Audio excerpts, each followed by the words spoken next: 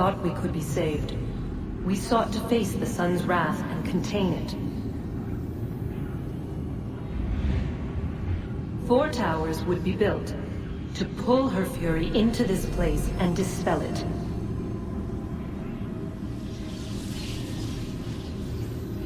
But even with all we knew, with all we had, it would take too long. 1,000 years we could labor and still the work would not be done. The first tower was never completed. The project abandoned. We moved on. But while we labored on other endeavors, a few returned. They thought to automate the process. Metal might finish what flesh could not.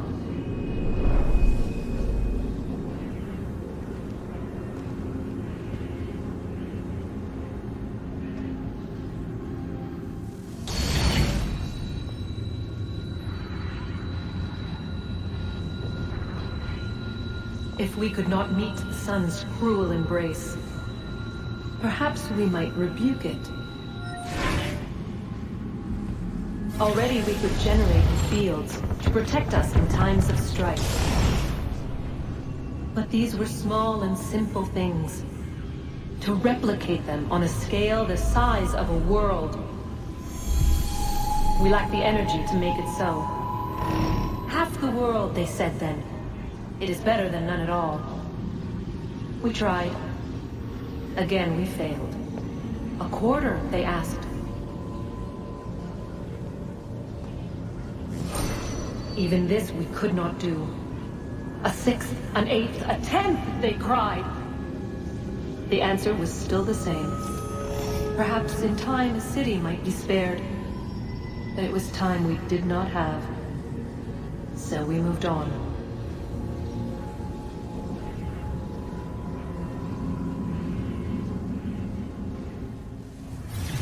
What is a fact? Is it fixed? Immutable? Certain in its existence and only awaiting discovery? Or might it be changed?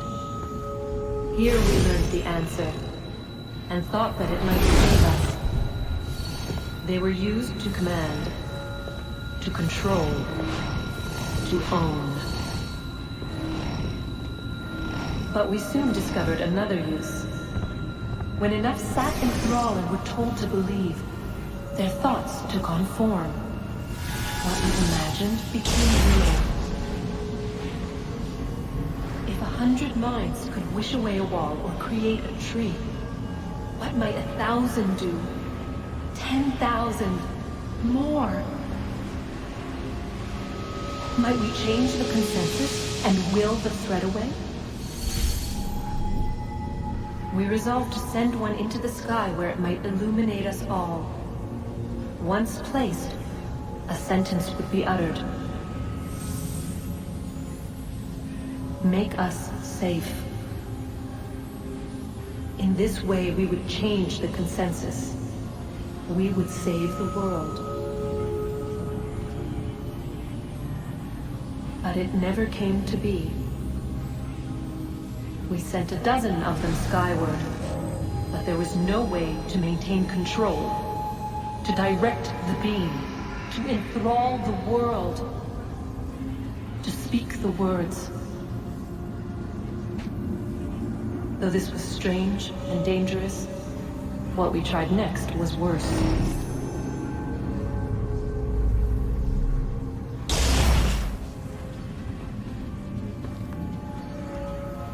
Our first instinct was to travel back, to change the past. But we could not find a way.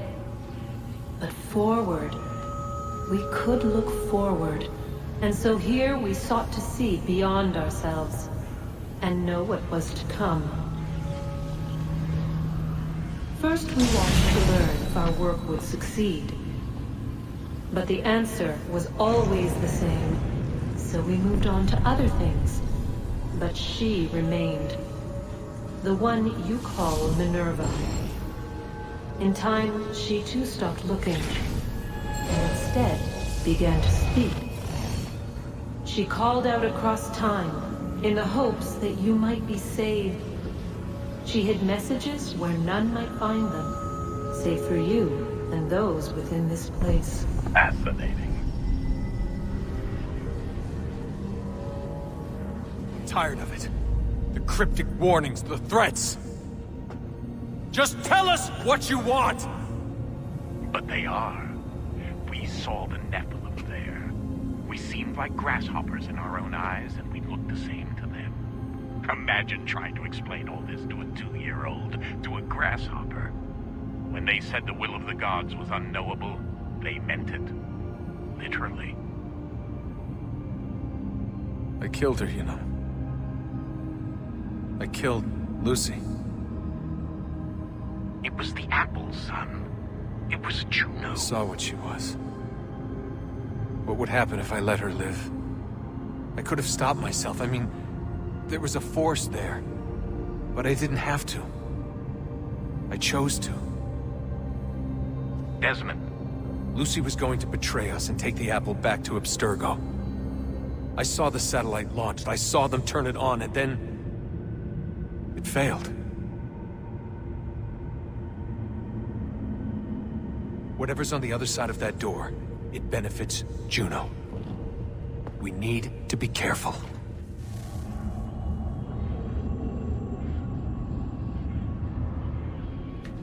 A new world approached.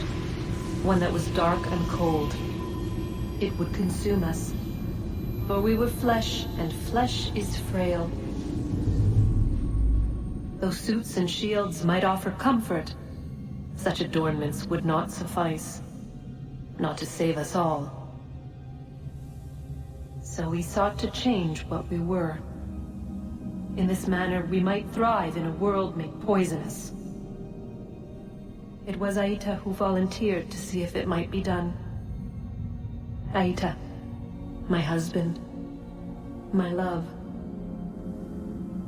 In the end, it changed him, ruined him. He was made a prisoner of the machines.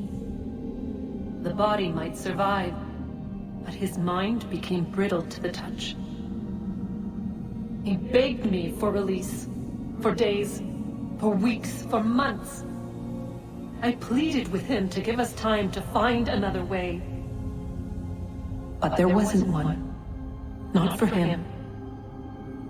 Not for us.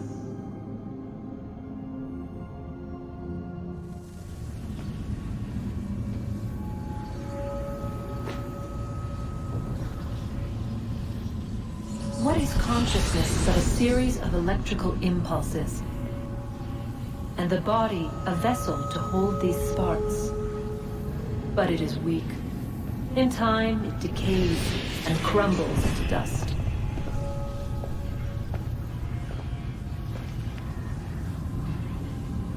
We asked ourselves then, what if it might be replaced with something stronger, something better? So we forged a new vessel, one that might endure. It proved easy enough to enter.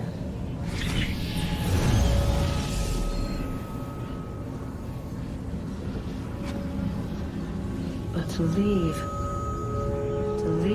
required something more, something wrong. And so this too they abandoned. I wondered, though, were they right to turn away?